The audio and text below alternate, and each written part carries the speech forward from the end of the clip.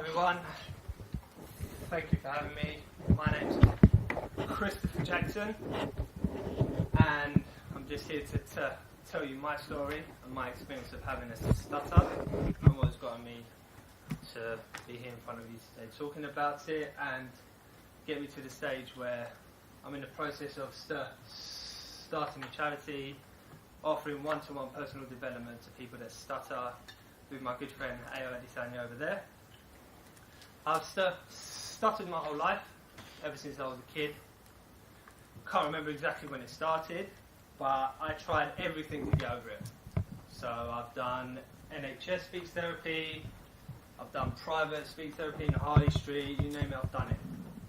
Then at 13 years old, I went on a 3-day intensive speech therapy course. I was the youngest on the course, and it was as a result of seeing a famous singer that I'm sure you all know, the Stutter, and I went on that course.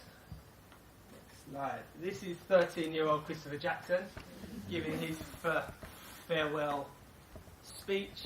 They make him do a speech at the end of it on the soapbox in the town centre. So I was all pumped up. Yes, brilliant, I've done this speech. Any ideas what happened to me on a Monday morning when I went back to school? Any ideas? No? Started stuttering straight away.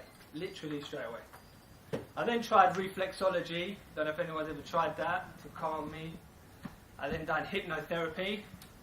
That did work, but literally for 4 hours, so that was really good. That was really good. So, next slide. I compensated for my stutter constantly. So the usual at school, avoided everywhere, every possible situation, sat at the back of the class, all that, you know. And then another thing, I wanted all the best of everything. My perception was, if I was wearing the best clothes and had a nice car, people would respect me before I opened my mouth. So that's how I thought. And then playing basketball was my expressive outlet. So in my school, basketball was the main sport. And if you were good at it, it tended to be popular, so I made sure I was good at it. So I earned people's respect like that. At 17 years old, I chased my dream to become a professional basketball player and moved to Greece, so that's me. Moving abroad at 17 years old may be uncharacteristic of a stutterer, but I did it everywhere anyway. It gave me a lot. It was a great experience. It taught me hard work, dedication, resilience, but more importantly, it allowed me to handle rejection and pick myself back up again, which was the main thing. However, everyone said you're really brave, you know, moving abroad, you're really brave, but little did they know, my training sessions became more of a, how am I going to hide my stutter from my teammates, rather than how am I going to impress on a court. So, but anyway, it was a great time, and for whatever reason I couldn't play basketball no more. But I came back, went to uni, which was another nightmare. I used to show up early to lectures so I could just sit in the back, like right at the back, hide. Tutorials I never ever went.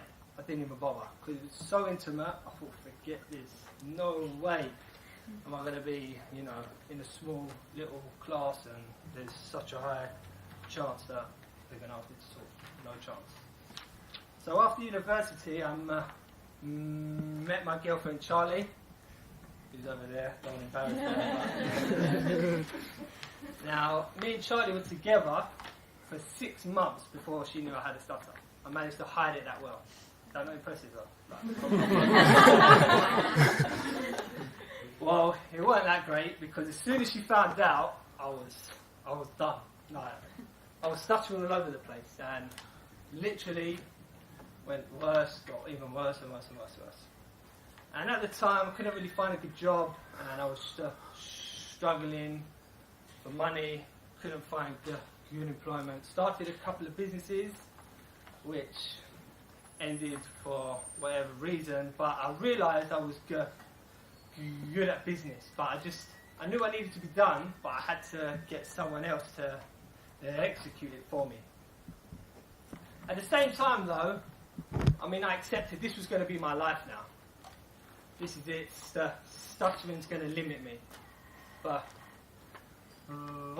at the same time, I was frustrated because all your friends are hitting, you know, the normal life milestones. You know, they're getting promotions at work, moving out, all this kind of stuff that I was so far away from doing. However, I saw a quote, you know, you see all these quotes. Never watch a sprinter when you're running a marathon.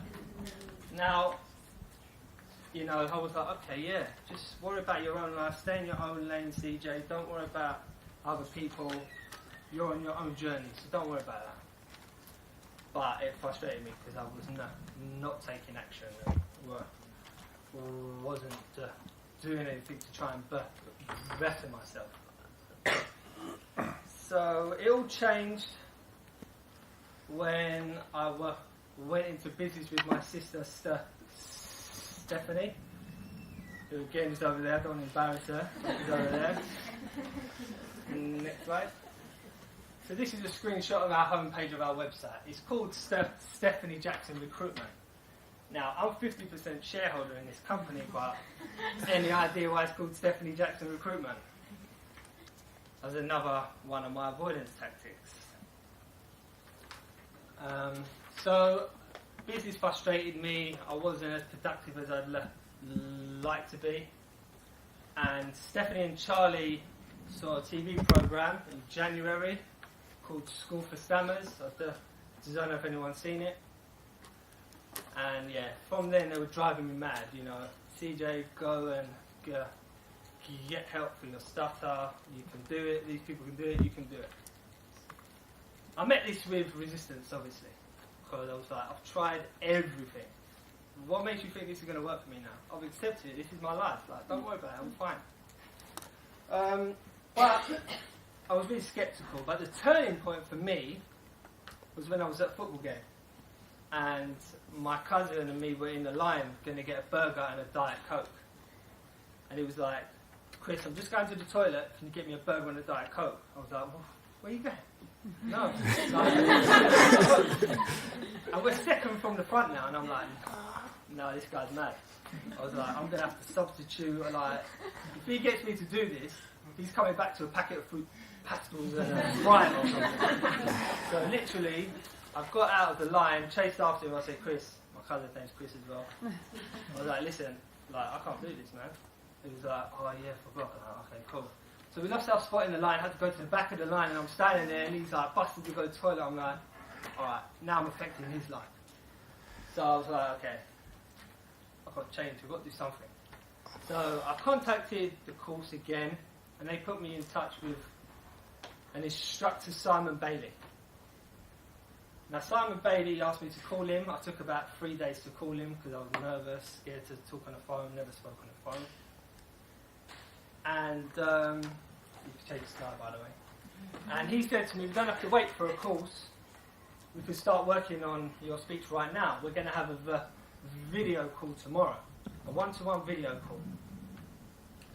So I was like, all right, let's give it a go. So we had a one-to-one video call, and then after a couple of days, I was making progress, but I was thinking, like, the voice in the back of my head was just like saying, you've been here before, though. You've had fake fluency before, you know. You can't just be a little phase and then you'll grow out of it again and start stuttering really badly. But I went with it anyway, and whatever he told me to do, I did. And he told me that I had to advertise the fact that I'm working on my speech and spread the awareness and push myself in my real life environment. What impressed me though was that he was spreading the sessions out, so I wasn't immersed, it wasn't so intense, and I kind of had time to process stuff. Another thing that impressed me, he asked to speak to Stephanie and Charlie, so he explained to them exactly what I had to be doing, so that when I'd slip back in the real world, they could prompt me, like, no, you shouldn't be doing that, take your time, pause, all these kind of things. Then Simon introduced me to AO, over there, He's away. AO has been a mentor to me. So AO came to my office and he really focused on the psychological side of stuttering and those elements. And this is what we went through. So he made me realise what my long-term motivation was for doing something about my speech. It was no longer short-term. It was like, right, what's going to keep you motivated next year, the year after, and the year after that?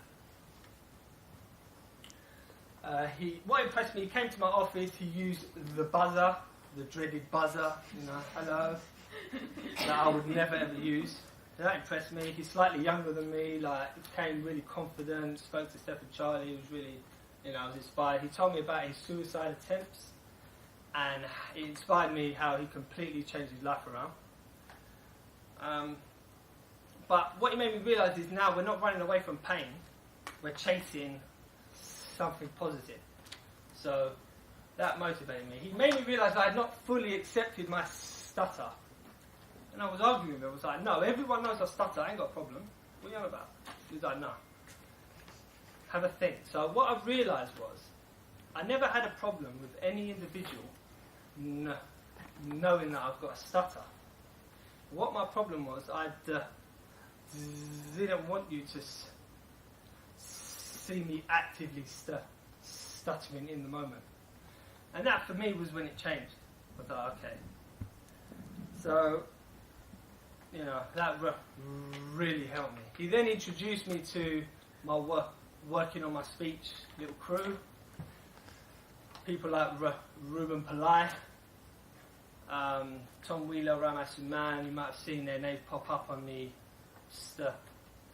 British Stammering Association for Facebook page. These people really push me. They want me to succeed. They want me to really do well with my speech. And they taught me what it really meant to push your comfort zone to the point that you remove any limitation and to the point that your whole belief system changes. Now, the point of this story was for me to tell you that intensive courses can work, and they do work for some people, but in my case, it was more effective for me to have it spread out and for me to process it. But what I did realise is, in order to see anything through, you have to have the right mentality from the off. And this is a mentality that I only gained this year. And my previous experiences were holding me in good stead to have this mentality. Stuttering and working on my speech has also gave me a lot of really great experiences. So this is some of the people that I've met. I don't know if any boxing fans are in the room, but we met Lawrence Okoli in Westfield Stratford working on our speech.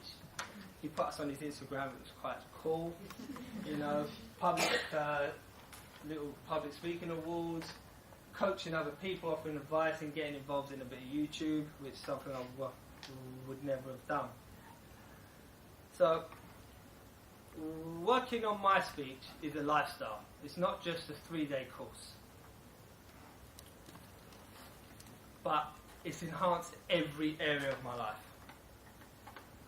There are many ways to work on your speech and to deal with your stuttering pattern of behaviour. This was mine. Thank you very much for listening.